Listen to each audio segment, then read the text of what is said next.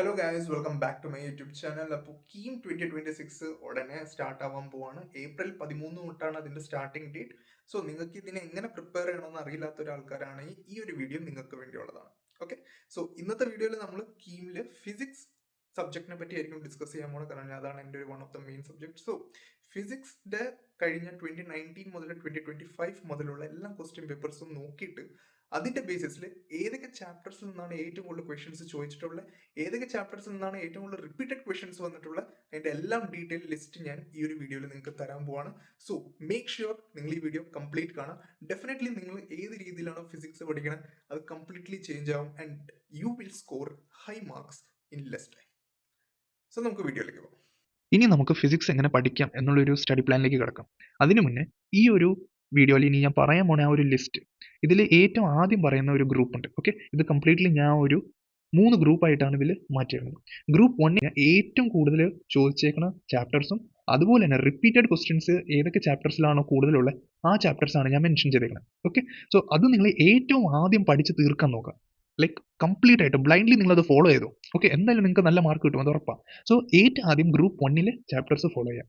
അത് കഴിഞ്ഞിട്ട് ഗ്രൂപ്പ് 2, എന്നിട്ട് ഗ്രൂപ്പ് 3. ഓക്കെ, ഗ്രൂപ്പ് 3 ഏറ്റവും ലാസ്റ്റ് വെച്ചാൽ മതി. ഓക്കെ, സോ ഗ്രൂപ്പ് 1 നമുക്ക് ചാപ്റ്റേഴ്സ് +1 +2 മിക്സ്ഡ് ആയിട്ടുള്ളതാണ്. ഓക്കെ, സോ ഞാൻ പറയാം, പേപ്പർ പേന എടുത്ത് നോട്ട് ഡൗൺ ചെയ്യാൻ തുടങ്ങിയോ. സോ ഏറ്റവും ആദ്യം ലോസ് ഓഫ് മോഷൻ, നമ്മുടെ +1 നിന്നുള്ള ചാപ്റ്റേഴ്സ് ആണ്. Loss of motion. ഓക്കെ, ഇത് പഠിച്ചു കഴിഞ്ഞാൽ നിങ്ങളുടെ കംപ്ലീറ്റ് മെക്കാനിക്സിന്റെ ബേസ് നിങ്ങൾക്ക് റെഡി ആയി കിട്ടും. ഓക്കെ, പിന്നെ വരുന്നത് work energy power.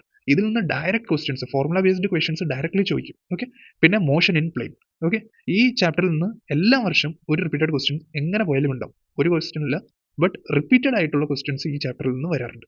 Okay, so +1 നിന്ന് laws of motion, work energy power and motion in plane. Okay, +2 നിന്ന് കറണ്ട് ഇലക്ട്രിസിറ്റി, ഇലക്ട്രോസ്റ്റാറ്റിക്സ്. ഓക്കെ, ഇത് എല്ലാം പേപ്പർ എടുത്തു കഴിഞ്ഞാൽ നിങ്ങൾക്ക് കറണ്ട് ഇലക്ട്രിസിറ്റിയും ഇലക്ട്രോസ്റ്റാറ്റിക്സ് കാണാം. ഓക്കെ, എല്ലാ വർഷവും അതിൽ നിന്ന് ക്വസ്റ്റ്യൻസ് വരാറുണ്ട്. റേ ഓപ്റ്റിക്സ് ഭയങ്കര ഈസി ആയിട്ടുള്ള ഒരു ചാപ്റ്ററാണ്, ഭയങ്കര സ്കോറിംഗുമാണ്.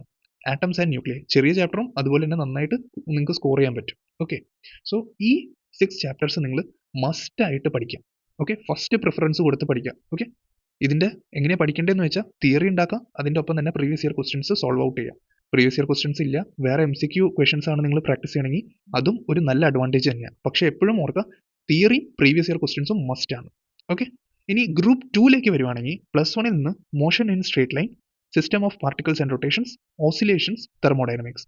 ഇതിൽ തെർമോഡൈനമിക്സ് കുറച്ച് പ്രയോറിറ്റി കൊടുത്ത് പഠിക്കുന്നത് നല്ലതായിരിക്കും. ഓക്കെ, ഇനി +2 നിന്നോ magnetism and moving charges, EMI and AC, wave optics, semi conductor, EM waves. ഈ EM വേവ്സിൽ നിന്ന് ഭയങ്കര റെയർ ആയിട്ടാണ് ക്വസ്റ്റ്യൻസ് ചോദിച്ചിരിക്കുന്നത്. സോ അത് നിങ്ങൾ ഏറ്റവും ലാസ്റ്റ് നോക്കിയാലും മതി. പക്ഷേ magnetism and moving charges, EMI, AC and wave optics ഇത് ഭയങ്കര ഇമ്പോർട്ടൻ്റ് ആണ്. ഓക്കെ, ഇനി അടുത്ത ലാസ്റ്റ് ഗ്രൂപ്പിലേക്ക് വരുന്നതെന്ന് വെച്ച് കഴിഞ്ഞാൽ ഗ്രാവിറ്റേഷൻ. ഈ ഗ്രാവിറ്റേഷൻ ഒക്കെ ഞാൻ ലാസ്റ്റ് ഗ്രൂപ്പിൽ ഇട്ടെന്ന് വെച്ച് കഴിഞ്ഞാൽ ഇതിൽ നിന്ന് 1-2 ക്വസ്റ്റ്യൻസ് ആണ് വരാറുള്ളത്. ഓക്കെ, 1-2 ക്വസ്റ്റ്യൻസ്, അത് കാരണമാണ് ഞാൻ ലാസ്റ്റിലിട്ട്. ഓക്കെ, സോ ഇത് ഭയങ്കര എഫേർട്ട് ഇട്ട് പഠിക്കണമെന്ന് ഞാൻ പറയത്തില്ല, പക്ഷേ ലൈക്ക് നിങ്ങളുടെ ഒരു റിവിഷൻ നോട്ട്ബുക്ക് ഉണ്ടായിരിക്കണം. അതിൽ നിങ്ങൾ ഇമ്പോർട്ടൻ്റ് ആയിട്ടുള്ള സംഭവങ്ങൾ നോട്ട് ഡൗൺ ചെയ്യാം. ഓക്കെ, ഇനിയിപ്പോൾ നിങ്ങളുടെ റിവിഷൻ ചെയ്യാൻ വേണ്ടി നോട്ട്സ് ഇല്ല എന്നുണ്ടെങ്കിൽ ജസ്റ്റ് ഈ വീഡിയോയുടെ താഴെ കമൻറ്റ് ഇട്ടാൽ മതി, ഞാൻ അടുത്ത വീഡിയോയിൽ നിങ്ങൾക്ക് അത് പ്രൊവൈഡ് ചെയ്ത് തരാം. Okay, so gravitation, kinetic energy, mechanical property, waves and units and measurement. Okay, so ഈ 5 ചാപ്റ്റേഴ്സ് ആണ് നമ്മുടെ ലാസ്റ്റ് ഗ്രൂപ്പിൽ വരുന്നത്.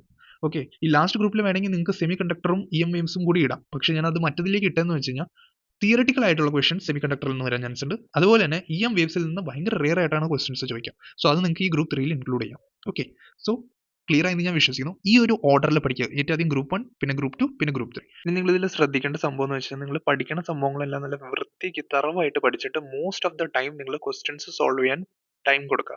ചാപ്റ്റർ വൈസ് ആയിക്കോട്ടെ, പ്രീവിയസ് ഇയർ ചാപ്റ്റർ വൈസ് ആയിക്കോട്ടെ, അല്ലെങ്കിൽ നിങ്ങൾക്ക് ഏതെങ്കിലും എവിടെയെങ്കിലും നിന്നും ചാപ്റ്റർ വൈസ് MCQ ക്വസ്റ്റ്യൻസിന്റെ എന്തെങ്കിലും ബുക്ക്ലെറ്റ് കിട്ടുവാണെങ്കിൽ അത് വെച്ചിട്ട് പ്രാക്ടീസ് ചെയ്യുക. Practice is the most important key here. Practice with revision. Okay, so മറക്കരുത്, പ്രാക്ടീസ് ചെയ്യുക, അതിൻ്റെ ഒപ്പം തന്നെ പഠിച്ച കാര്യങ്ങൾ നല്ല രീതിക്ക് റിവൈസ് ചെയ്യുക. ഇടവിട്ട് അതിനെ റിവൈസ് ചെയ്യുക. അപ്പോൾ നിങ്ങൾക്കുള്ള സംശയങ്ങളും കമൻസും എല്ലാം നിങ്ങൾ ഈ വീഡിയോയുടെ താഴെയുള്ള കമൻറ്റ് ബോക്സിൽ നിങ്ങൾക്ക് ചോദിക്കാവുന്നതാണ്. Okay, so till then by.